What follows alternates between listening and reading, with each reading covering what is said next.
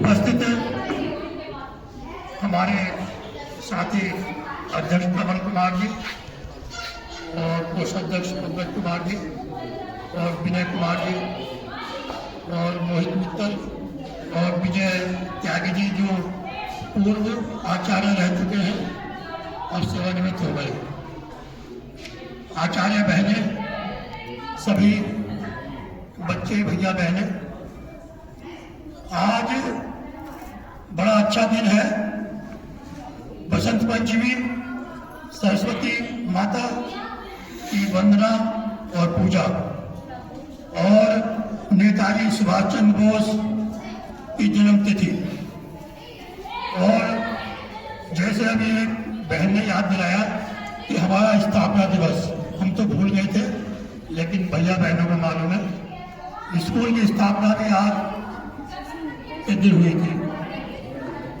बड़ा अच्छा अवसर है कि माँ सरस्वती जिनकी छत्र छाया में हम विद्या अध्ययन करते हैं, पढ़ाई करते हैं, उनकी पूजा से हमें ज्ञान, बुद्धि और बल मिलता है। तो सभी भैया बहनों को प्रतिदिन, केवल आज नहीं, प्रतिदिन माँ सरस्वती की वंदना करनी चाहिए।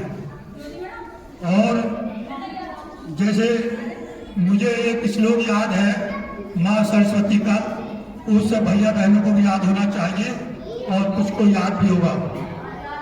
मैं उसे दोहराता हूँ। या कुंजेम तो तुषार हार धवला, या शुभ्रवस्त्रावता, या वीणा मंदन मंडित करा, या श्वेत पद्मासना, या ब्रह्मा चतुर्शंकर प्रभूति देवो सदावंता, सामाम पातो सरस्वती भगवती निषेध जागेपा। सभी भैया बहनों को मंत्र याद करना चाहिए और प्रतिदिन सरस्वती माँ की पूजा करनी चाहिए। उससे ज्ञान मिलेगा, बुद्धि मिलेगी, आपकी शिक्षा का स्तर ऊंचा होगा।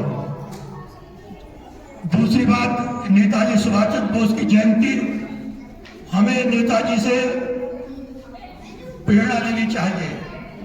नेताजी ने भारत की स्वतंत्रता के लिए कितना बड़ा संघर्ष किया।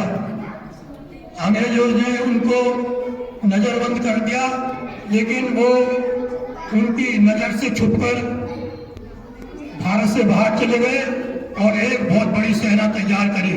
उस सेना का नाम था आजाद हिंद फौज।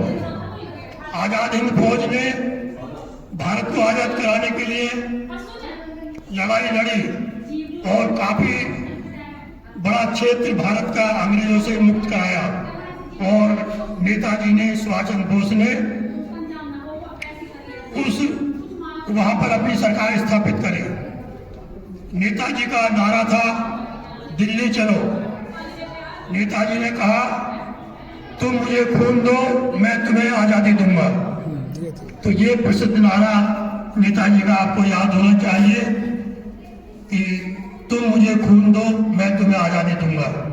आज हर बच्चा भी नेताजी सुभाष चंद्र बोस बनना चाहता है। एक बात जो आपने देखी होगी कि नेताजी का जो फोटो है वो सैनिक वेश में, सैनिक ड्रेस में आपको दिखाई देगा। तो हर बच्चा सैनिक होना चाहिए, ऐसी मैं अपेक्षा करता हूँ आपसे।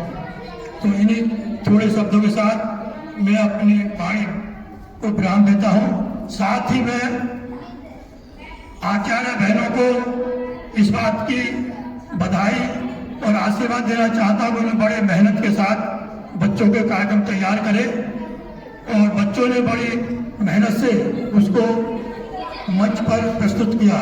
इसके लिए मैं उनका आभारी हूँ। जय हिंद, जय भारत।